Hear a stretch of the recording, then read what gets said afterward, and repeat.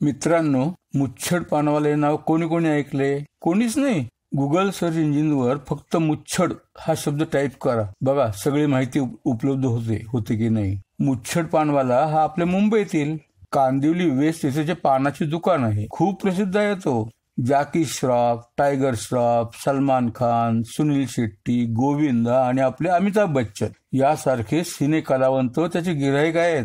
अनेक बिझनेसमनही त्याच्या यादीत आहे. त्याच्या पानाच्या किमती 40 रुपयापासून 150 रुपयापर्यंत आहेत. या पानाच्या बिझनेसवर हा मुच्छड पानवाला, त्याचे खरे नाव जयशंकर तिवारी, लक्षाधीश नव्हे तर कोट्याधीश झालाय. हा भारतातील पहिला पानवाला आहे जो वेबसाईटवर आहे. पानाच्या ऑनलाईन ऑर्डर घेतो आणि पान घरपोच देतो. त्याच्या वेबसाईटचे नाव आहे www.pan.com. बस PAN.com. त्याच्या या व्यवसायाला 50 वर्ष पूर्ण झालेली आहेत. आपला अभ्यासक्रम पूर्ण केल्यानंतर आता पुढे काय करायचं असा प्रश्न तुमच्यापुढे निर्माण होईल की झाला असेल. तुमच्यापैकी बरेच जण नोकरीच्या मागे धावतील, परंतु मित्रांनो, नोकरी मिळत नाही म्हणून निराश होऊ नका. इतरही अनेक मार्ग आहेत. अशा वेळी आपला स्वतंत्र व्यवसाय सुरू करणं नाही का जमणार तुम्हाला? पूर्वी एक म्हण होती बघा, ऐकलं असेल तुम्ही, उत्तम शेती, मध्यम व्यापार आणि कनिष्ठ नोकरी. पण आजच्या तरुण मनाचा कान जो घेतला तर असे लक्षात येतं की आज तरुणांच्या मनाने उत्तम नोकरी असे समीकरण घेतलेले दिसते. वास्तविक पाहता निसर्ग चक्राचा ढासळलेला समतोल, वाढती बेकारी आणि तीव्र स्पर्धा लक्षात घेता माझ्या मते तरी आज सर्वात उत्तम काय असेल तर तो आहे स्वयंरोजगार. स्वतःसाठी स्वतः चाललेला रोजगार म्हणजे स्वयंरोजगार. दुसऱ्याच्या कृपेमुळे केलेला रोजगार म्हणजे स्वयंरोजगार नव्हे, तर त्याला म्हणतात नोकरी किंवा गुलामगिरी. बरं, आज ही गुलामगिरी मिळणं दुरापास्त झालं आहे. त्याची तुम्हाला नोकरी मिळाली तर ती तुमच्या आवडीच्या क्षेत्रातील असेल असंही नाही. बरं, त्यापासून मिळणारा पगार लक्षात घेतला तर अगदी तुम्ही IAS ऑफिसर झालात, कलेक्टर झालात, 10-12 वर्षाच्या काळानंतर किंवा अगदी वरच्या दर्जा नोकरीतून रिटायर होता होता तुमचा पगार असेल 1 ते 1.5 लाख रुपये दरमहा.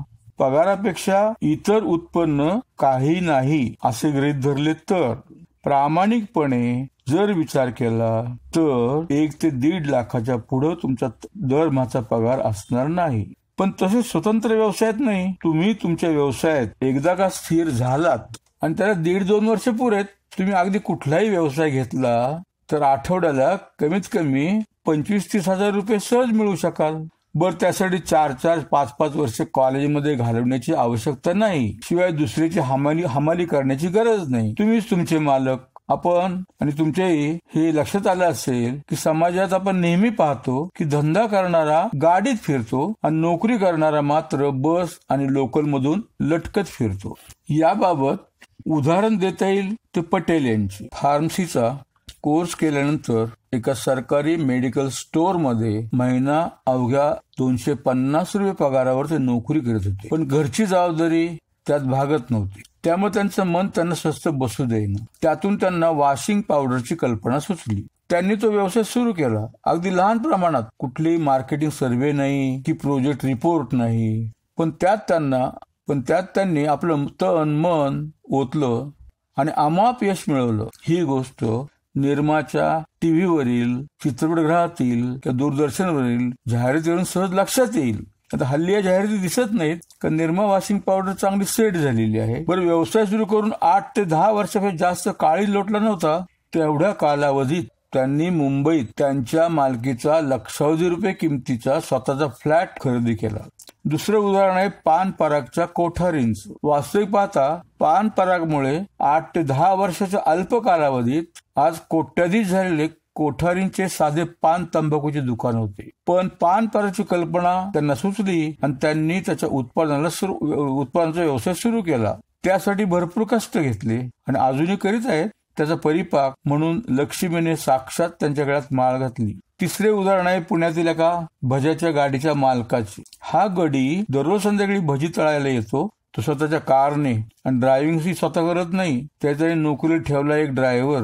गाडी भजाच्या गाडीवर पोहोचली की ड्रायव्हर उतरून येतो आणि कारची दार उघडतो. भजाची क्वालिटी आणि खमंग वासामुळे 4 ते 5 तासात तेलाचा सबंध डबा संपतो. यात त्याने आपले सारे कौशल्यपणास लावले आहे, लाज सोडली आहे, भरपूर कष्ट घेतले आहेत. एकदा वापरेल तेल तो पुन्हा वापरत नाही. भजांची क्वालिटी ढासळू दिली नाही. काम संपलं की ड्रायव्हर गाडी घेऊन येतो, मालक घरी जातो. किती क्षुल्लक व्यवसाय वाटतो ना.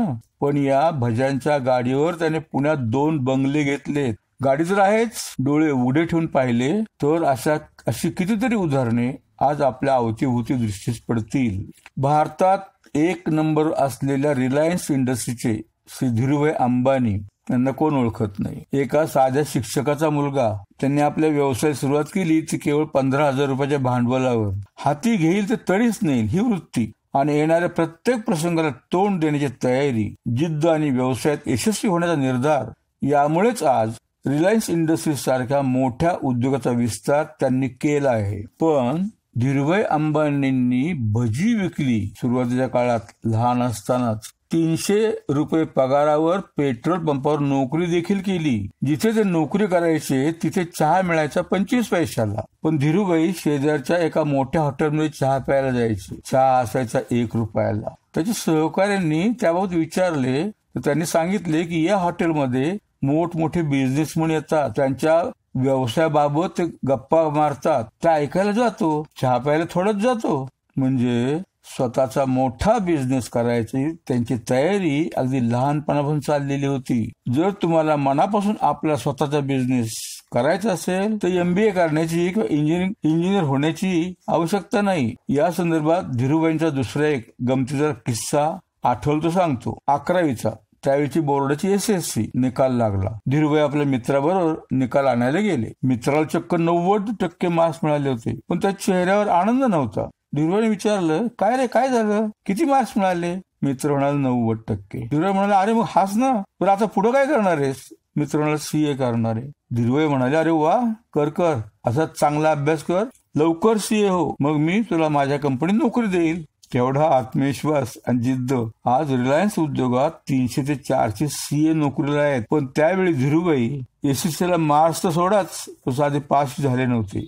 2002 मध्ये ज्यावेळी धीरूभाई वारले त्यावेळी रिलायन्सचे मूल्य होते $25.6 बिलियन, म्हणजे सुमारे 1,88,770 कोटी रुपये. आणि आज 2020 मध्ये रिलायन्स इंडस्ट्री झाली आहे सुमारे 4 लाख कोटी रुपयाची. पुण्यातील एक मेकॅनिकल इंजिनियर श्रीरत्न पारखी यांचे उदाहरण देखील बोलके आहे. BE झाल्यावर त्यांनी स्वतंत्र व्यवसाय करायचं ठरवलं. 50-60 प्रकारच्या वस्तूंची उत्पादन करून पाहिलं, पण कुठलंच उत्पादन बाजारात चालेना. अगदी तयार केली खेळणी पण खपेनात. घरची परिस्थिती बेताचीच होती. मित्राबरोबर बिझनेस सुरू केला होता. दोघे इंजिनियर असूनही helper, machine operator, salesman, engineer सारीच कामे स्वतःच करत होते. परंतु स्वतःचा चरितार्थ चालेल एवढे उत्पन्न त्यांना मिळेना. पण ते खचले नाहीत. त्यांची शोधक नजर, दुर्दम्य आत्मविश्वास, भरपूर कष्ट करण्याची तयारी आणि सर्वात महत्वाचे म्हणजे काही करून नफा मिळवायचाच या प्रेरणेने ते पूर्णपणे पछाडलेले होते. आणि शेवटी त्यांनी तयार केलेल्या मिनी फ्रीजला बेंगलोरच्या एका मोठ्या हॉटेलने चांगली दाद दिली आणि त्यांच्या भारतातील सर्व ठिकाणी असलेल्या हॉटेलसाठी एक मोठी ऑर्डर पाठवून दिली. परंतु तोपर्यंत रत्न पारखेंनी आपला प्रॉडक्ट बदलला होता. त्यामुळे त्यांनी त्या मोठ्या ऑर्डरचा मोह टाळला. विनयाने ती ऑर्डर त्यांनी नाकारली आणि इलेक्ट्रॉनिक सर्किटचे उत्पादन सुरू केले. आणि त्यात ते इतके यशस्वी झाले की आज त्यांच्या 5 ते 6 कंपन्या झाल्या आहेत. नुकतीच त्यांनी एक फायनान्स कंपनी सुरू केली. वास्तविक ते आहेत मेकॅनिकल इंजिनियर आणि यशस्वी झाले आहेत इलेक्ट्रॉनिक्स इंजिनिअरिंगच्या धंद्यात. याचा अर्थ असा आहे की व्यवसायात यशस्वी होण्याचा आणि तुमच्या शिक्षणाचा तसा अर्थार्थी काही संबंध नाही. व्यवसायात यशस्वी होण्यासाठी तुम्ही नफा मिळवण्याच्या ध्येयाने भारले जावायला हवे. त्याशिवाय तुम्हाला दुसरं काहीही सुचता कामा नये. रात्रंदिवस तुम्हाला नफ्याचाच ध्यास लागायला हवा. मग बाकीच्या गोष्टींची काळजी करीत बसू नका. सारखा एकाच गोष्टीचा ध्यास घेतल्याने ती संकल्पना अगदी तुमच्या अंतर्मनात जाऊन भिडेल आणि तेच अंतर्मन तुमच्या बाह्य मनाला भांडवल कसं उभारायचं, कामगारांचे प्रश्न कसे सोडवायचे, विक्री वाढवण्यासाठी काय काय करायला हवं इत्यादी प्रश्न सोडवण्यासाठी काही युक्त्या, काही उपाययोजना सुचविल आणि तुमचे सारे प्रश्न आपोआप मिटतील. नशीब, संधी, योगायोग, मदत, वरदहस्त यांचा जीवनात यशस्वी होण्यासाठी उपयोग होत नाही असं नाही, परंतु जर आपण यावरच अवलंबून राहिलो आणि संधीची वाट पाहत बसलो, काही प्रयत्न न करता जर हातावर हात ठेवून बसून राहिलो, मोठे यश आपण मिळवू शकतो असा विचारही जर आपल्या मनात आला नाही, तर मात्र मग आपण व्यवसायात यशस्वी होण्याची शक्यता कमी होऊ लागते. यश हे केवळ तीव्र इच्छाशक्ती आणि निर्धारानेच प्राप्त होऊ शकतं. यश त्याच्या मागे लागून प्राप्त होत नाही, तर त्याच्या अंगी धाडसी आहे आणि जे प्रयत्नही करतात त्यांच्याच मागे यशही धावते. जर कुठलीही गोष्ट स्वतः करण्याची तुम्हाला लाज वाटत नसेल, जर कुणाच्याही मदतीशिवाय तुम्ही कुठलीही गोष्ट करण्यासाठी स्वतः पुढाकार घेत असाल, तुमचा स्वतःवर विश्वास असेल, धोका पत्करण्याची तुमची तयारी असेल, तुमची कल्पनाशक्ती चांगली असेल, तुमच्याजवळ नवनिर्माण शक्ती असेल, इतरांच्या गळी आपलं मत उतरविण्याची हातोटी जर तुमच्याजवळ असेल आणि विशेष म्हणजे सबुरी जर तुमच्याजवळ असेल, तर तुम्ही तुमच्या व्यवसायात यशस्वी झाल्याशिवाय राहणार नाही. स्वतंत्र व्यवसाय करण्याच्या बाबतीत आपले महाराष्ट्रीयन तरुण फारच मागे आहेत. ही गोष्ट मुंबईतल्या कुठल्याही भागात थोडा वेळ फेरफटका मारला तरी आपल्या लक्षात येईल. जवळजवळ 90% व्यवसाय हा इतरांच्या हातात आहे. महाराष्ट्रीयन तरुणाला इथेही आत्मविश्वासाचा, धाडसाचा आणि शोधवृत्तीचा अभाव दिसतो. आणि त्याचबरोबर आमच्या घराण्यात आतापर्यंत कुठल्याच पिढीत कुणीच व्यवसाय केला नाही अशी ओरड ऐकू येते. अर्थात याला आपल्या समाजाच्या, संस्कृतीच्या, संस्काराचाही बराच भाग जबाबदार आहे. पण या तक्रारी पोकळ आहेत. वर उल्लेख केलेल्या निर्माच्या पटेलांचं घराणं शेतकरी होतं. आबासाहेब गारवारे, लक्ष्मणराव किर्लोस्कर, वाघेरे, साबळे यांना जरी कुठं हा वारसा होता. त्यांना जर उद्योगाचा वारसा नव्हताच, पण लौकिक अर्थाने कुठल्याही पदव्यांचा आधार नव्हता, कुणाचे मार्गदर्शन नव्हते, शिवाय इतर अनेक अडचणी त्यांच्यापुढे हात जोडून उभ्या होत्या. या सर्वांना ते पूर्ण उरले आणि पूर्ण यशस्वी झाले, उद्योगपती झाले. लक्ष्मी त्यांच्यापुढे हात जोडून उभी राहिली. याला कारण त्यांची धडाडी, स्वतःला झोकून देण्याची वृत्ती, भरपूर कष्ट करण्याची प्रवृत्ती आणि उदंड आत्मविश्वास, बस बाकी काही नाही. वास्तविक पाहता नोकरीच्या मागे न लागता स्वतंत्र व्यवसायाकडे वळण्याची वेळ आज महाराष्ट्रीयन तरुणावर आली आहे आणि त्यातच त्यांच्या अंतिम हित पण आहे. बीकॉम झालेल्या विद्यार्थ्यांनी अकाउंटन्सी, कॉस्टिंग, अर्थशास्त्र, organisation of commerce, company law and secretary practice, व्यापारी कायदे, व्यवसाय व्यवस्थापन, संयोजन कौशल्य इत्यादी महत्वाच्या आणि व्यवसायाला उपयुक्त अशा विषयांचा अभ्यास केला असतो. त्यामुळे बीकॉम झालेले विद्यार्थी कोणतीही संस्था समर्थपणे चालवू शकतो किंवा कोणताही स्वतंत्र व्यवसाय सुरू करू शकतो, त्यात उत्तम यश मिळवू शकतो. पण आजच्या विद्यार्थ्यांची अवस्था कस्तुरी मृगासारखी झालेली आहे. एवढे व्यवसायाभिमुख आणि उत्तम दर्जाचे ज्ञान असूनही परीक्षा झाली की त्याला त्याचा विसर पडतो आणि तो कारकुनी स्वरूपाची नोकरीच्या मागे लागतो. मग अशी मी उल्लेख केला, पदव्या नसतानाही अनेक मराठी उद्योजक यशस्वी झालेले आहेत. मराठी का भारतात सुद्धा अनेक उद्योगपती असे आहेत. भारतात नव्हे जगात देखील मोठमोठे उद्योगपती की शिक्षण झालेले नाहीये, पदवी नाही मिळू शकले. ते चायनातील सर्वात श्रीमंत बिझनेसमन अलिबाबा ग्रुपचा फाउंडर जॅक मा, जगात त्याच्यासारखे सर्वात मोठे ऑनलाईन स्टोअर कुणाचेच नाही. फोर्ब्स मासिकाप्रमाणे 2020 मधील त्याची मालमत्ता आहे $6,190 कोटी, म्हणजे सुमारे 4,56,440 कोटी रुपये. या जॅकमाचे शिक्षण किती झाले होते माहितीये? तो फक्त BA आहे. टेक्निकल नॉलेज किंवा बिझनेस चे बॅकग्राऊंडच नाही. तो ज्यावेळी नोकरीसाठी KFC KFC ना माहिती असेल, केंचुकी फ्राईड चिकन. KFC ही जगातील मोठी फास्ट फूड चेन आहे. इथं त्याचा इंटरव्ह्यू गेला होता त्या ठिकाणी. त्यावेळी 10 पैकी 9 जणांची निवड झाली आणि फक्त जॅक माला नाकारण्यात आलं. अर्थात झालं ते चांगलंच झालं ना. म्हणजे श्रीकृष्णाने सांगितल्याप्रमाणे ज्या गोष्टी आपल्या जीवनात घडतात त्या चांगल्यासाठीच. जॅक मा जर KFC मध्ये नोकरीला लागला असता तर आज फार तर जनरल मॅनेजर झाला असता. पण आता बोटावर मोजता येतील अशा श्रीमंतांच्या यादीत त्याचं नाव घेतलं जातं. सारे जग त्याला ओळखतं. तुम्ही IAS IPS झाला, एखाद्या कंपनीमध्ये मॅनेजर झाला तर जॅक मा एवढे उत्पन्न मिळेल, त्याच्यासारखे नाव होईल. काहींना वाटतं की माझे शिक्षण अपुरे आहे, माझ्याकडे डिग्री नाही, मी शिकलेला नाही, कसा करणार मी बिझनेस. मित्रांनो, हा तुमचा न्यूनगंड आहे. तो प्रथम दूर करा. वॉल्ट डिस्नेचे नाव ऐकलं नसेल असं कुणी नसेल. त्यांची जंगल बुक अॅनिमेटेड कार्टून फिल्म सगळ्यांनी पाहिली असेल. जगातील अॅनिमेट कार्टून फिल्मचा सर्वात मोठा स्टुडिओ वॉल्ट डिस्ने यांच्या नावानेच ओळखला जातो. त्यांना मिळालेले अवॉर्ड्स मोजता येणार नाहीत. आणि त्यांचे शिक्षण, कॉलेज डिग्री तर सोडाच, वयाच्या 16व्या वर्षीच त्यांना हायस्कूल मधूनच ड्रॉप घ्यावा लागला होता. फ्रान्समध्ये गेलात पॅरिसला तर वॉल्ट डिस्ने स्टुडिओ अवश्य पहा. सगळ्या जगातून लोक येतात पाहायला त्या स्टुडिओ. पण डिग्री फिग्री नाही, केवढा मोठा बिझनेस उभा केला आंतरराष्ट्रीय. डेल कॉम्प्युटर्स कंपनी आणि त्यांचे कॉम्प्युटर्स, लॅपटॉप सगळ्यांना माहिती आहेत. या क्षेत्रातील जगातील एक मोठी कंपनी आहे आणि तिचा फाउंडर आहे मायकेल डेल. याच्यावर कुठलीच डिग्री नाही, तरी स्वकष्टाने आणि जिद्दीने एवढा मोठा उद्योग झाला. त्याने 1996 मध्ये मुलांच्या आरोग्यासाठी आणि शिक्षणासाठी अमेरिकेतील टेक्सास विद्यापीठाला थोडके नव्हे $50 मिलियन म्हणजे सुमारे 350 कोटी रुपयाची देणगी दिली होती. हेनरी फोर्ड जगातील पहिल्या सर्वात मोठ्या फोर्ड या कार कंपनीचा फाउंडर. कुठलीच डिग्री नाही, वयाच्या 16व्या वर्षी मशिनिस्ट म्हणून अप्रेंटिसशिप करण्यासाठी घरातून बाहेर पडला आणि आपल्या उद्योगामुळे त्या काळात जगातला पहिला श्रीमंत माणूस ठरला.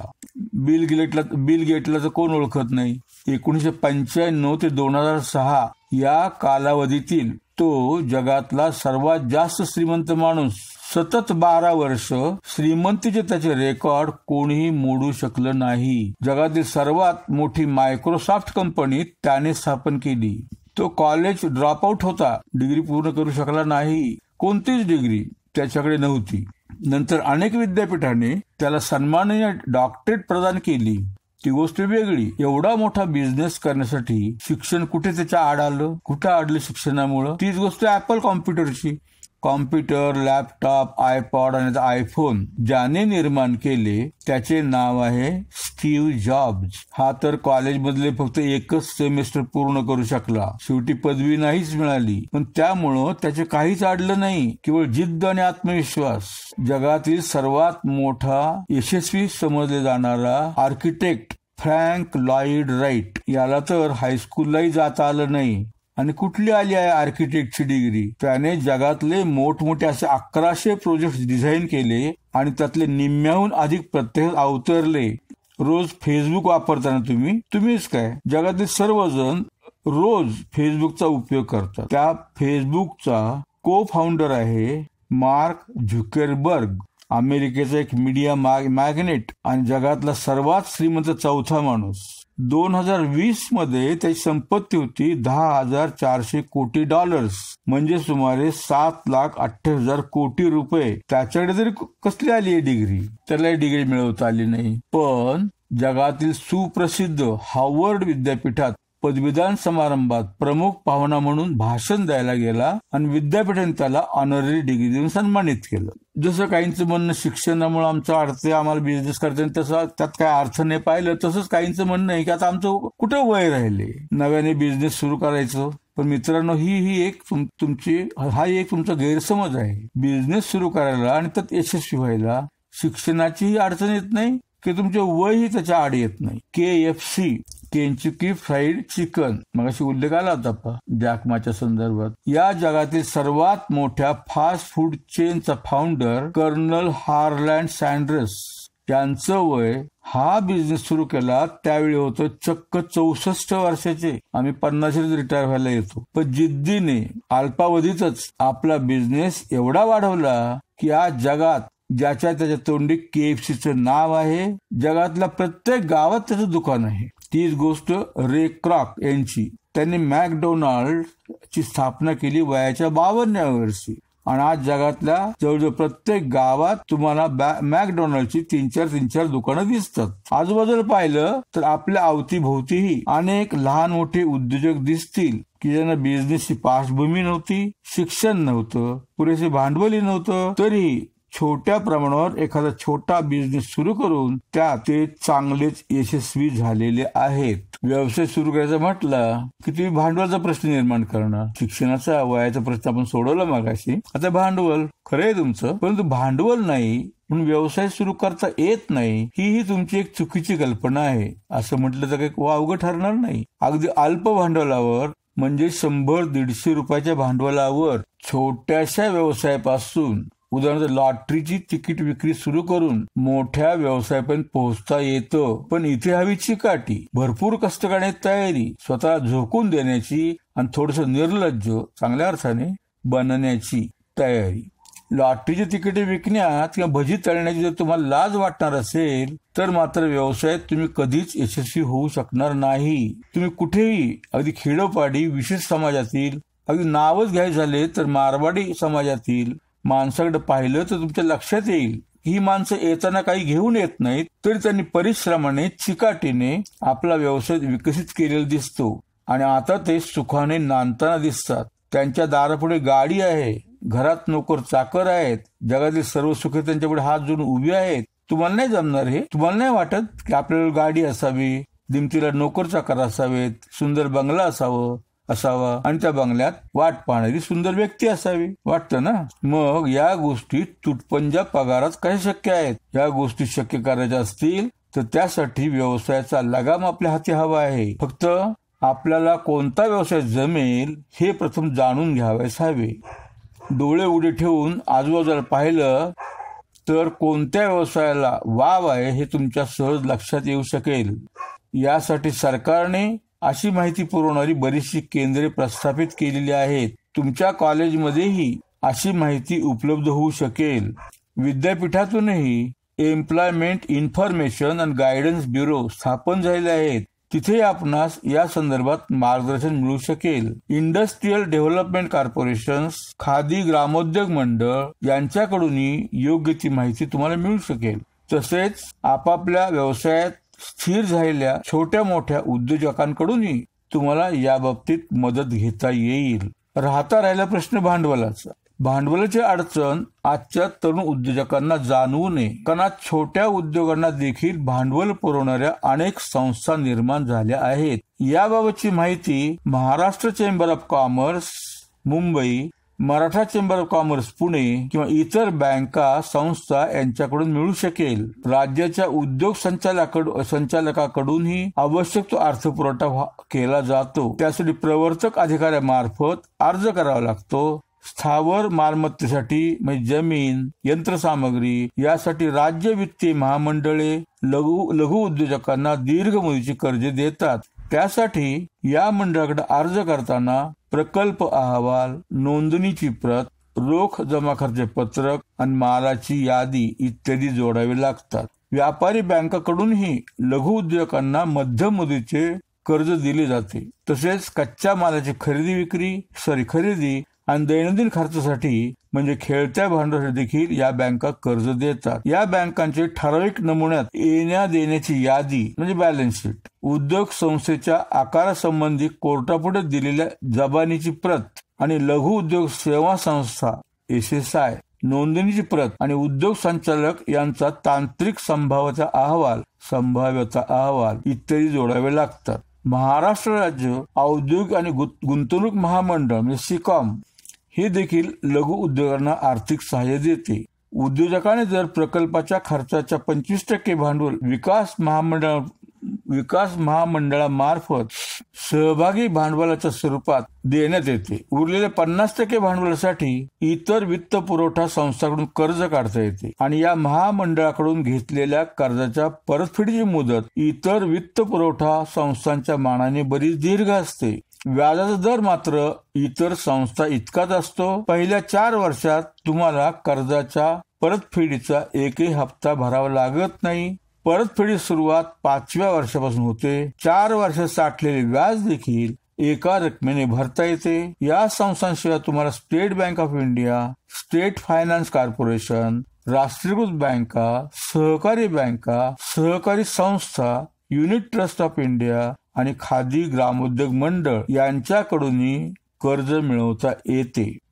भारत सरकारने 1987 साली सुरू केलेल्या नॅशनल इक्विटी फंड स्कीमची अंमलबजावणी 31 मार्च 1990 पासून small industries development bank of India म्हणजे सिडबी करत आहे. या बँकेची मदत जर तुम्ही घेणार असाल तर व्यवसाय उभारण्याच्या एकूण खर्चाच्या 10% भांडवल तुम्हाला स्वतःची उभारावे लागेल. जास्तीत जास्त 10 लाखापर्यंतच्या प्रोजेक्टला सदर बँक अर्थपुरवठा करते, परंतु त्यासाठी तुम्ही जो उद्योग सुरू करणार आहात तो शहरी हद्दीच्या बाहेर असायला हवा आणि तो SSI स्मॉल स्केल इंडस्ट्रीज म्हणून जिल्हा उद्योग अधिकाऱ्याकडे नोंदलेला हवा. व्यवसाय उभारण्यासाठी प्रारंभी लागणारे भांडवल जर 10 लाख रुपये असेल तर सदर बँका तुम्हाला 2.5 लाख रुपये देईल. शिवाय सदर रकमेवर व्याज अजिबात आकारले जाणार नाही. फक्त दरवर्षी 1% सर्व्हिस चार्ज आकारला जाईल आणि कर्ज परतफेडीची मुदत 7 वर्ष असेल तर प्रत्यक्ष परतफेड 4थ्या वर्षापासून सुरू होईल. 6.5 लाख रुपयाचे कर्ज 10 लाखापैकी तुमची बँक देईल आणि राहिलेले म्हणजे 1 लाख रुपये तुम्हाला उभारावे लागतील.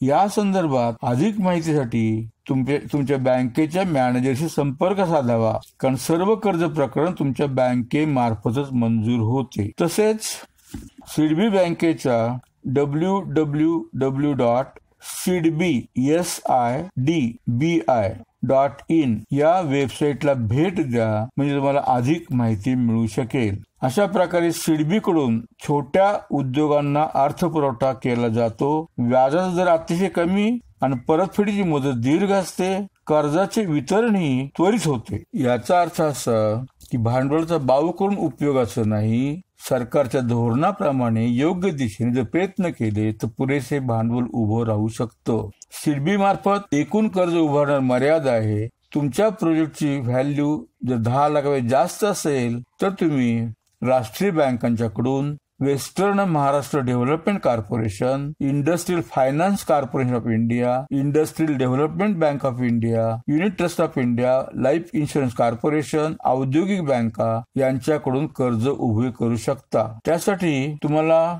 तुमच्या व्यवसायाला, तुमच्या प्रोजेक्टला किती भांडवल लागेल हे ठरवावं लागेल आणि त्यापैकी 15 ते 30% रक्कम स्वतःच्या घरातून, नातेवाईकाकडून आणि मित्राकडून जर तुम्ही उभे करू शकला तर राहिले 70 ते 85% भांडवल तुम्हाला या बँका, या आर्थिक संस्था देतील. याशिवाय बीज भांडवलासाठी पुढील संस्थाही मदत करतात. त्याकरता त्यांचे संपर्क साधा. Western Maharashtra development corporation limited, Udyog Bhavan, Ganesh Khind road, Pune 7. Konkan development corporation limited, Firoz Shah Marg, Mumbai 1. Marathwada development corporation limited, doctor Rajendra Prasad road, Aurangabad 1. Vidarbha development corporation, Sitabuldi, Nagpur 12. याशिवाय भांडवल मिळवण्यासाठी, त्याबाबत सहाय्यभूत होण्यासाठी माननीय महाव्यवस्थापक, जिल्हा उद्योग केंद्र यांच्याशी संपर्क साधावा. प्रत्येक जिल्ह्यात असं केंद्र आहे. या केंद्रांची यादी या व्हिडिओच्या शेवटी टेक्स्ट स्वरूपात दिली आहे. त्याचा उपयोग भांडवल उभारण्याबरोबरच तुमचा व्यवसाय यशस्वी होण्यासाठीही होईल. थोडक्यात शिक्षणाप्रमाणे, वयाप्रमाणे भांडवलाचा प्रश्न देखील गौण आहे. प्रश्न आहे तो तुमच्यातील कार्यक्षमता आजमावण्याचा. तुम्ही मनावर घेतलं तर तुम्हाला काहीच अशक्य नाही. तुम्ही स्वतंत्र व्यवसाय करायचे ठरवलं आणि तशी पावले उचलली की यश तुमचेच आहे.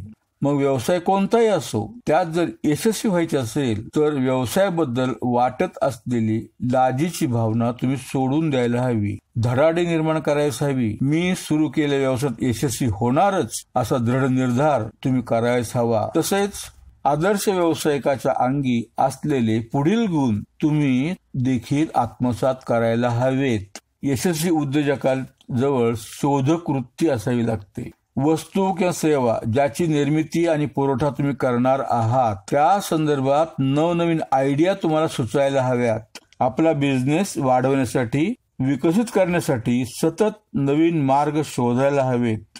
मार्गात येणाऱ्या अडीअडचणीवर उपाय शोधता आला पाहिजे.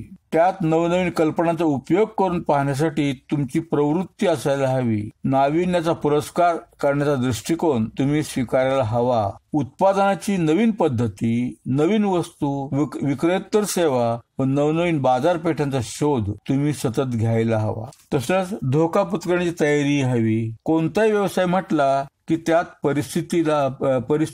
अनिश्चितताही असतेच, धोका असतोच. धोका पत्करण्याची तुमची तयारी हवी. त्याशिवाय कधीच उत्कृष्ट यश प्राप्त होत नाही. धाडसी स्वभावाच्या व्यक्तींच्या गळ्यात नेहमी यशस्वी माळ घालीत असते. त्यामुळेच संस्कृतमध्ये साहसे श्री प्रतिवस्ती अशी म्हण पडलेली आहे. व्यवसायात पैसा, साधन सामग्री, मनुष्यबळ या सर्व बाबतीत तुम्हाला निरनिराळ्या धोक्यांना सामोरं जावं लागणार आहे. सगळ्याच गोष्टी पाहिजे तशा आणि आपोआप मिळणं कधीच शक्य नसतं. या बाबतीत उद्योजकावर एक प्रयोग करण्यात आला. उद्योजकांच्या विविध गटांना एका खुंटीभोवती रिंग टाकण्यास सांगण्यात आलं होतं. रिंग किती अंतरावरून टाकायची हे ज्याच्या ठरवायचे होते. ज्या उद्योजकांनी मध्यम अंतरावरून रिंग टाकली तेच आपल्या उद्योगात यशस्वी झाले असे आढळून आले. अगदी जवळून रिंग टाकली तरी नक्कीच खुंटीवर पडेल, परंतु अशी परिस्थिती प्रत्येक वेळी नसते. चांगल्या अर्थाने जुगारी प्रवृत्ती असेल तरच तुम्ही व्यवसायात यशस्वी होऊ शकाल. यशसिद्धीची तीव्र प्रेरणा. यश मिळवण्यासाठी तीव्र ओढ तुम्हाला लागायला हवी. शून्यातून ब्रह्मांड उभे करण्याची तीव्र इच्छा तुमच्या मनात निर्माण व्हायला हवी.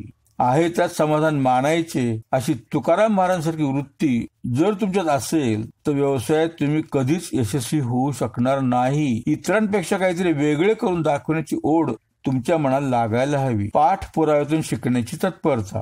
तुम्ही केलेल्या कष्टाचे फळ कधी अनुकूल येईल तर कधी प्रतिकूल, पण त्यामुळे नाउमेद न होता या परिणामांचे विश्लेषण करून त्यातून काहीतरी शिकण्याची तत्परता तुमच्या अंगी यावयास हवी. पाठपुराव्यातून तुम्हाला स्वतःला निष्कर्ष काढावे लागतील, आडाखे बांधावे लागतील. समस्या सोडविण्यासाठी अनेक विविध पर्याय विचारात घ्यावे लागतील. पर्यावरणाबाबत जागरूकता. आपल्या सभोवतालच्या वातावरणाला अनुरूप, सरकारी धोरणांना अनुरूप, समाजाला, संस्कृतीला अनुरूप कल्पनाच तग धरू शकतात. तेव्हा आपल्यापुरता संकुचित विचार न करता सगळ्यांचा विचार करा, तरच व्यवसाय यशस्वी होऊ शकेल. तेव्हा आपल्या सभोवतालच्या बदलत्या वातावरणास अनुसरून आपल्या व्यवसायाचे धोरण देखील बदलते ठेवण्याची वृत्ती तुमच्यात निर्माण व्हावयास हवी. साधन संपत्ती मिळवण्याचं कौशल्य. व्यवसाय करण्यासाठी भांडवल आणि विविध परवान्यांची आवश्यकता असते. तेव्हा निरनिराळ्या संस्थांशी संबंध येत असतो. अशा संस्थांना आपली योजना पटेल अशा प्रकारची मांडता यावयास हवी. काही वेळेस सरकारी अधिकारी अशा प्रकारची वागणूक देतात की तुमच्या मनात चीड निर्माण होऊ शकते. तरी मन शांत ठेवून त्यातून मार्ग काढता यावयास हवा. विचार आणि कृती याबाबत स्वावलंबन. तुम्ही स्वावलंबी असावे. तुम्हीच तुमचे मालक आहात याची आठवण असावी. दुसऱ्याच्या अधिपत्याखाली काम करावे लागू नये म्हणून तर तुम्ही स्वतःचा व्यवसाय सुरू करणार आहात. तर प्रत्येक गोष्ट स्वतःच्या विचाराने करायची सवय लावून घ्या. सांगकामी वृत्ती या ठिकाणी उपयोगाची नाही. अर्थात जिथे जिथे आवश्यक आहे तिथे तिथे तज्ञांचा सल्ला घ्यावेच देखील विसरू नका. कालबद्धता. आपल्या कामाचे फळ आपल्याला वेळेत मिळावे असं प्रत्येकाला वाटते. त्यासाठी तुम्हाला तुमच्या दैनंदिन वेळेची आखणी करून प्रत्येक कामासाठी योग्य वेळ ठरवून द्यावा लागेल. तुम्ही जर वेळेबाबत जागरूक राहून प्रत्येक काम नियमितपणे पार पाडले, घाम वाळण्यापूर्वी कामगारांना पगार दिला, माल खरेदीचे बिल वेळेवर देऊन टाकले, कामगारांच्या अडचणी वेळेवर मिटवल्या, उत्पादनासाठी कच्चा माल इत्यादी वेळेवर उपलब्ध केला तर तुमचे कामगार, पुरवठा करणारे, ग्राहक या सर्वांनाच तुमच्याबद्दल आत्मीयता वाटू लागेल. त्यांनाही वेळेचे महत्त्व समजून तुमच्या व्यवसायाचा नावलौकिक वाढू शकेल. अनुकरणशीलता. तुम्हाला व्यवसायात यशस्वी व्हायचा असेल तर इतरांच्या योजनातील चांगला भाग उचलून त्याचा स्वतःच्या व्यवसायात उपयोग करून घ्यावयाचे कौशल्य तुम्ही प्राप्त करून घ्यावयास हवे. पुष्कळ वेळा भोवतालची परिस्थिती अशी असते की नाविन्याचा प्रयत्न करणं अशक्य असतं. अनेक वेळा त्याची गरज पण नसते. इतर यशस्वी झालेल्या वस्तू, सेवा आणि योजना यांचे अनुकरण केल्याने बरीचशी शक्ती आणि वेळ यांची बचत होऊ शकते. उत्साही वृत्ती. व्यवसायात तुम्हाला अनेक ताणतणावांची परिस्थिती सहन करून दैनंदिन कार्यक्रम जबाबदारीने पार पाडावे लागतात. तुमच्या कर्मचाऱ्यांना पुढे तुम्हाला तुमच्या कष्टाळू वृत्तीचा आदर्श घालून द्यावा लागेल. त्यासाठी तुमची वृत्ती उत्साही हवी. यासाठी तुमची शरीर प्रकृती धडधाकट हवी. त्यासाठी तुम्हाला दैनंदिन आवश्यकतेकडे व्यायाम, योगासने करायला हवीत. एखाद्या छंदात मनही रमवायला हवे. तांत्रिक व्यवस्थापकीय ज्ञान. तुम्ही जो व्यवसाय करणार आहात त्याच्या तांत्रिक बाजूचे तुम्हाला चांगले ज्ञान हवे. त्यामुळे तुम्हाला कार्याचा क्रम ठरवता येतो, यंत्राची दुरुस्ती करून घेता येते. तांत्रिक ज्ञानामुळे तुम्हाला तुमच्या कामगारावरही एक प्रकारचा दबदबा निर्माण करता येतो आणि त्यामुळे कामही सुरळीतपणे चालू राहतात.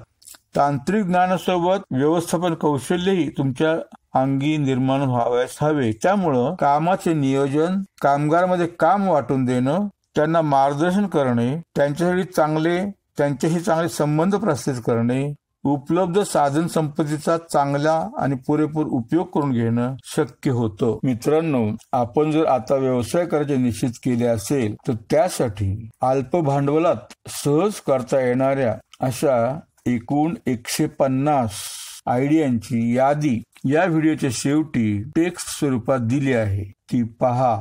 यातील एखादा व्यवसाय देखील आपल्या जीवनात क्रांती घडवून आणू शकेल. आजच्या माहितीच्या युगात इंटरनेटची नुसती सुरुवात झालेली नाही तर त्याने चांगलाच वेग घेतलेला आहे. आज माणूस घरात बसून केवळ एका बटनावर क्लिक करून हवी ती माहिती आपल्या कॉम्प्युटरवर किंवा मोबाईलवर मिळवू शकतो. आणि पूर्वी जी काही गोष्ट करायला बुजत होता, घाबरत होता, त्याच गोष्टी आता इंटरनेटमुळे उपलब्ध झालेल्या माहितीचा वापर करून वेगवेगळ्या क्षेत्रात बिझनेस करू शकतो. अशा या घरी बसून करावयाच्या व्यवसायात तो घरी बसून फावल्या वेळात जादाची कमाई करून आपले आयुष्य सुखी आणि संरक्षित करू शकतो. या घरी बसून इंटरनेटवरील करिअरमुळे ताणरहित कामाचे घरगुती वातावरण उपलब्ध होते. शिवाय ज्यांना आपल्या मुलाबाळाकडे किंवा वयस्कर मंडळीकडे लक्ष देणं आवश्यक आहे ते त्यांचा सांभाळ करत आपले कामही करू शकतात. म्हणजे त्यांना वैयक्तिक आणि प्रोफेशनल स्वातंत्र्य मिळते. घरी बसून आज कुणालाही सेवा क्षेत्रामध्ये, मार्केटिंग क्षेत्रात आणि क्रिएटिव्ह सेक्टरमध्ये टीचिंग, टेलरिंग, भाषांतर, catering service, embroidery, art and design work, word processing service, DTP, photocopying, astrology, yoga, aerobic and physical fitness classes वगैरे सारखे सेवा देणारे उद्योग करता येतात. त्याला कुठलीही मर्यादा नाही. तुम्हीच केलेल्या कामाला सर्वस्वी जबाबदार असल्याने आणि डेडलाईन पाळाव्या लागत असल्याने तुमची कार्यक्षमता कमालीची वाढते आणि तुम्ही तुमच्या कामात चांगलेच यशस्वी होता. ऑफिस सारखं कुणाचंही बॉसिंग नसल्याने तुम्ही हवी तेव्हा विश्रांती घेऊ शकता आणि काम मागे पुढे झाले तरी चालू शकते. पण तुम्हीच तुमच्या व्यवसायाचे मालक असल्याने तुम्ही स्वयंशिस्त पाळणे, चिकाटी बाळगणे, आपल्या कामावर निष्ठा ठेवणे आणि आपण करतो आहोत ते कार्य म्हणजे एक प्रकारचे तप आहे हा दृष्टिकोन बाळगणे आपल्या या घरी बसून करावयाच्या व्यवसायात, करिअरमध्ये मोठे यश मिळवण्यासाठी आवश्यक मात्र आहे. E commerce stores. विशिष्ट अटींची पूर्तता करून काही कमिशन देऊन तुम्हीही अमेझॉन, फ्लिपकार्ट, ईबे सारख्या ई कॉमर्स साइट्सवर, स्टोअरवर आपल्या मालाची विक्री करण्याचा बिझनेस करू शकता. किंवा तुमचे स्वतःच ई कॉमर्स स्टोअर निर्माण करू शकता. त्यासाठी प्रथम आपल्या विकायच्या मालाची वर्गवारी करावी लागेल. नंतर ई कॉमर्स स्टोअर किंवा डॉमेन नेम म्हणजे ज्यावर माल विकायचा तर Amazon.com, Flipkart.com इत्यादी सारखी स्वतःची आपली स्वतंत्र वेबसाईट निर्माण करायची. मग तुमची वेबसाईट बिग रेस किंवा गो डॅडी इत्यादीवर ₹99 ते ₹599 फी देऊन रजिस्टर करावी लागेल. आता तुमचे स्टोअर तयार करा. त्यासाठी सॉफ्टवेअर ॲज सर्व्हिस किंवा ओपन सोर्स सॉफ्टवेअर या कंपन्याकडून आपली वेबसाईट डेव्हलप करून घ्यावी लागेल. तुम्हाला फक्त आपल्या ठरवलेल्या वेबसाईटचे नाव सांगावे लागेल. त्याची डिझाईन कसं असावं, थीम काय ठेवायचं हेही सांगावे लागेल. सदर तयार होणारी website user friendly, ready to use असेल, परंतु त्यावरील टॅम्पलेट, त्याची डिझाईन, थीम मर्यादित असल्याने वेबसाईट पूर्णपणे तुमच्या नियंत्रणात ठेवायची असेल, ते असणार नाही. तुम्हाला पूर्णपणे नियंत्रणात ठेवायचे असेल तर ओपन सोर्स सॉफ्टवेअर वापरावे लागेल आणि त्यासाठी तुम्हाला एखाद्या चांगले टेक्निकल नॉलेज असणाऱ्या डेव्हलपरची मदत घ्यावी लागेल.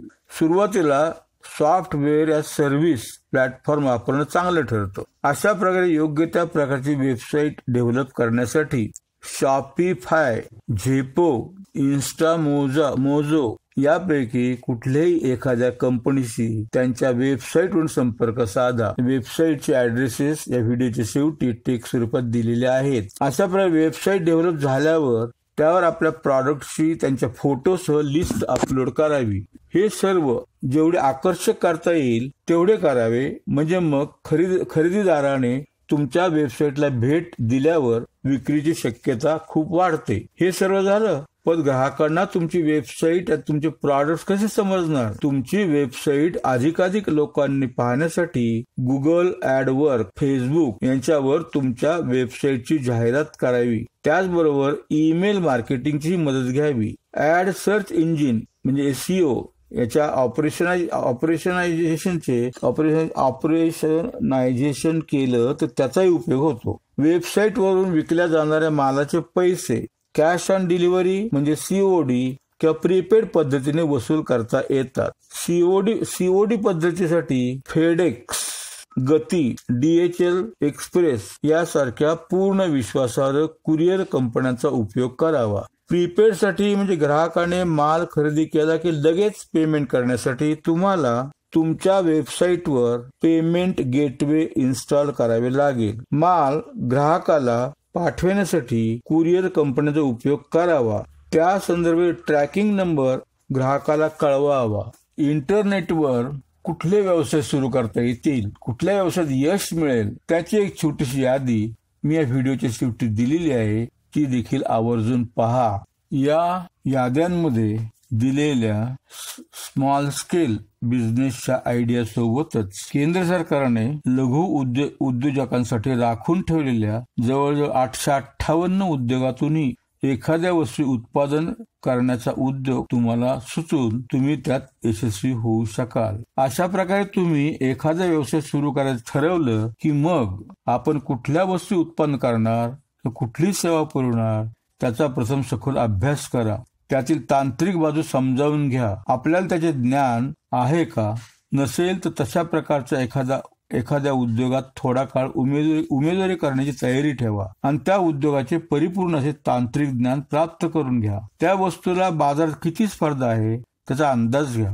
त्या स्पर्धेत आपला माल टिकवून ठेवण्यासाठी करायच्या उपाययोजनांचा आराखडा तयार करा. त्या उत्पादनासाठी परवानगी घेणे आवश्यक आहे का, त्यासाठी कुणाकडे संपर्क साधायचा त्याची माहिती करून घ्या आणि परवाना मिळण्यासाठी योग्य त्या कार्यालयाशी संपर्क साधा. उत्पादनासाठी हवा असलेला कच्चा माल कमीत कमी खर्चात आणि लवकरात लवकर कुठे मिळू शकेल त्याची माहिती गोळा करा. उत्पादनासाठी कामगार किती लागतील, ते कुठे उपलब्ध होतील, त्यांना मजुरी काय द्यावी लागेल याची योजना तयार करा. सर्व खर्चाचा विचार करून अगदी स्वतःची मजुरी धरून आर्थिक फायदा किती होणार याचाही विचार करा. व्यवसाय तुम्ही एकटेच करणार की भागीदारी संस्था, सहकारी संस्था की कंपनी स्थापन करून करणार ते ठरवा आणि त्यानुसार त्या कायद्याखाली त्या संस्थांची नोंदणी करून घ्या. तसेच शॉप ऍक्ट, GST ऍक्ट इत्यादी खालीही नोंदणीसाठी संबंधित कार्यालयाशी संपर्क साधा. व्यवसाय करण्यासाठी पुरेशी आणि योग्य ठिकाणी जागा उपलब्ध आहे का? नसल्यास नजीकच्या शॉपिंग सेंटरमध्ये, MIDC मध्ये किंवा सहकारी औद्योगिक वसाहतीत जागा मिळण्यासाठी संबंधिताकडे संपर्क साधा. सदर व्यवसायास नगरपालिकेची काही हरकत तर येणार नाही ना? त्यासाठी संबंधित अधिकाऱ्याकडे ना हरकत प्रमाणपत्र मिळण्यासाठी संपर्क साधा. उपलब्ध असलेली जमीन शेतीची तर नाही ना? असल्यास ती बिगर शेती करून घेण्यासाठी त्या जिल्ह्याच्या कलेक्टर ऑफिसशी संपर्क साधा. आता ही अट काढून टाकलेली आहे. आपल्या व्यवसायाला जर यंत्रसामग्री लागणार असेल तर ती कुठे मिळेल याबाबतची माहिती मिळवा. ती विकत घ्यायची की भाड्याने घ्यायची ते ठरवा.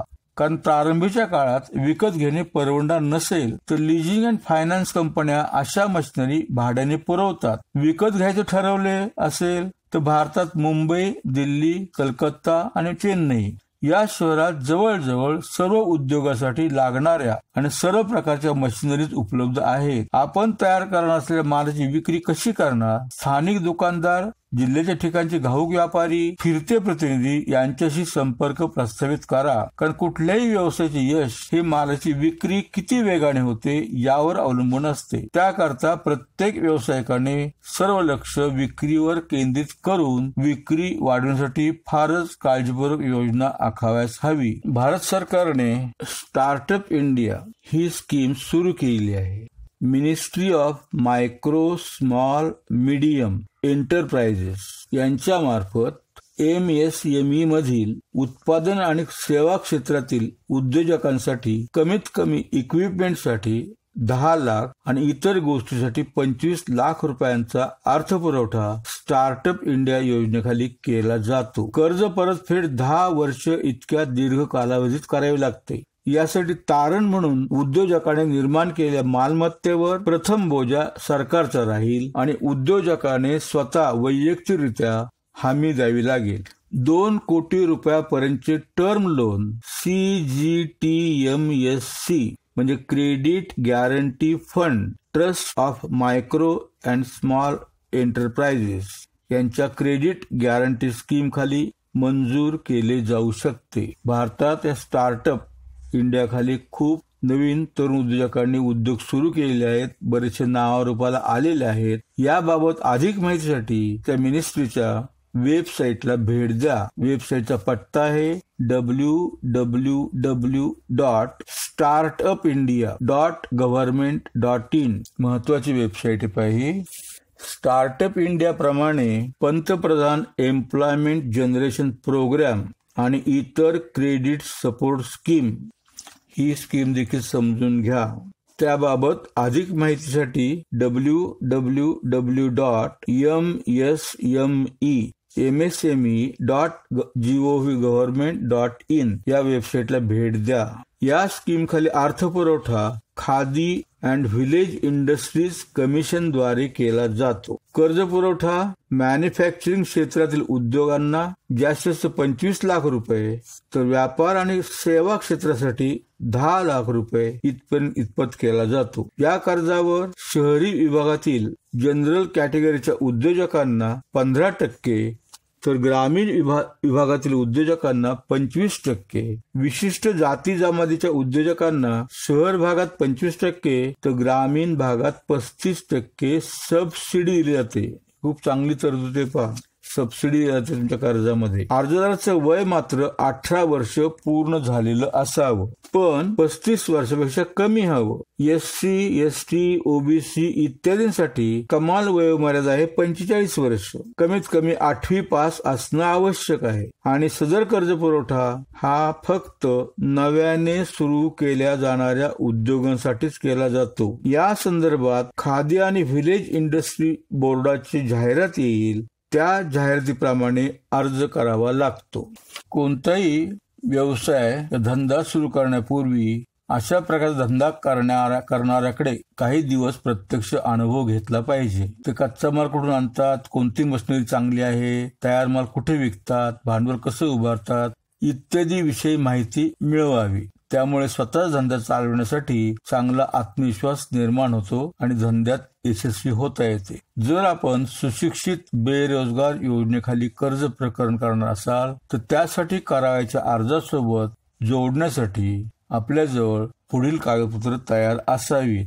तुमचं SSCचा किंवा ITIचा किंवा पदवी परीक्षा पास झाल्याचा दाखला, शाळा सोडल्याचा दाखला, एम्प्लॉयमेंट एक्सचेंजमध्ये नाव नोंदवल्याचं कार्ड चालू असायला हवं, भागीदारीचं करारपत्र भागीदारी असेल तर, जागा भाड्याने घेतलेलं तर जागा मालकाची भाडेपावती, वडिलांची जागा असेल तर त्यांचं संमतीपत्र, नगरपालिकेचा ना हरकत दाखला, अर्जदाराला ओळखणाऱ्या 2 प्रतिष्ठित व्यक्तींची ओळखपत्रे, सुशिक्षित बेकार असल्याबाबत ₹5 स्टॅम्प पेपर प्रतिज्ञापत्र, वार्षिक उत्पन्न मर्यादित असल्याबाबतचा तहसीलदार दाखला, अनुसूचित जाती जमातीपैकी असल्यास तहसीलदाराचा दाखला, प्रकल्प अहवाल म्हणजे प्रोजेक्ट रिपोर्ट, मशिनरी इत्यादीसाठीचे कोटेशन, दुग्ध व्यवसायात असेल तर सोसायटीकडून अर्जदाराकडील दूध विकत घेण्याविषयी व बँकेकडे बिलाचे पेमेंट करण्यासंबंधीचे हमीपत्र, ट्रक मेटॅडोर असेल तर ड्रायव्हिंगचे पक्के लायसन्स, वाहतूक व्यवसायात काम केल्यावरचा दाखला, ट्रॅक्टर असेल तर स्वतःच्या कुटुंबाच्या संमतीचे जमिनीचे उतारे, ट्रॅक्टर साखर कारखान्याकडे वाहतुकीसाठी लावला जाणार असेल तर ट्रॅक्टर वाहतुकीसाठी लावून घेण्याबाबत बिलाची रक्कम, बँकेचे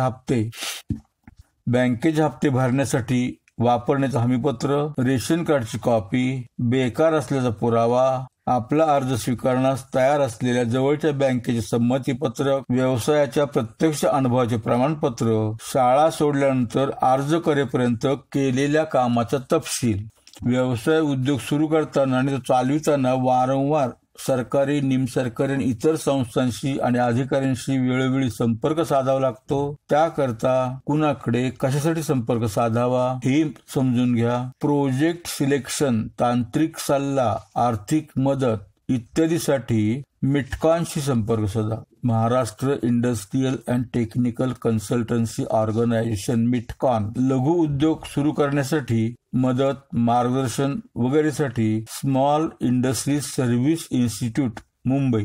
कच्चा माल विक्री इत्यादीसाठी Maharashtra small scale industries development corporation Mumbai. यंत्रसामुग्रीसाठी national small scale industries corporation Mumbai.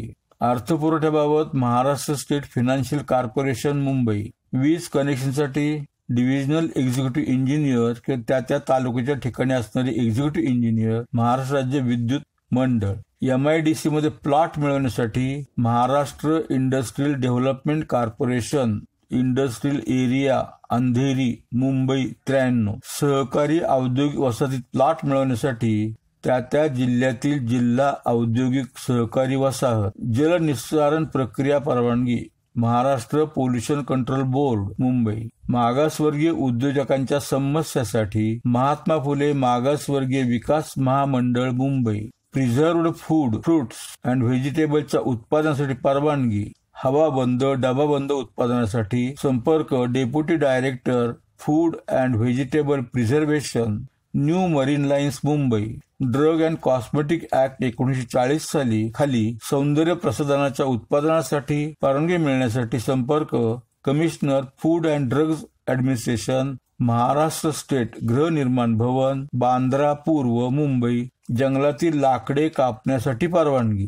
Chief conservator of forest, government of Maharashtra Nagpur किंवा त्या जिल्ह्याचे डिव्हिजनल फॉरेस्ट ऑफिसर.